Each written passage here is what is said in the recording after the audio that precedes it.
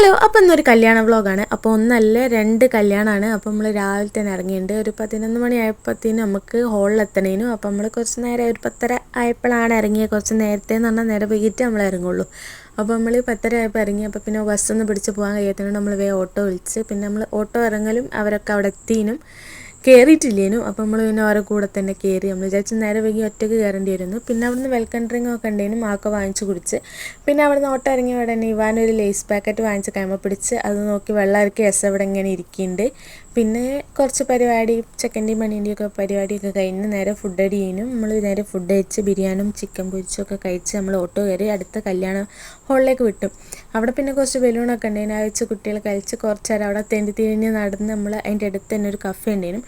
അവിടേക്ക് നേരെ വെച്ച് പിടിച്ച്, പിന്നെ അവിടുന്ന് കുറച്ച് കേക്കൊക്കെ കഴിച്ച് എല്ലാവരും കേക്കൊക്കെ വാങ്ങിച്ച് കഴിച്ച്, പിന്നെ കുറച്ച് നേരം അവിടുന്ന് കുറച്ച് ഫോട്ടോയും വീഡിയോ ഒക്കെ എടുത്തിട്ട് നമ്മൾ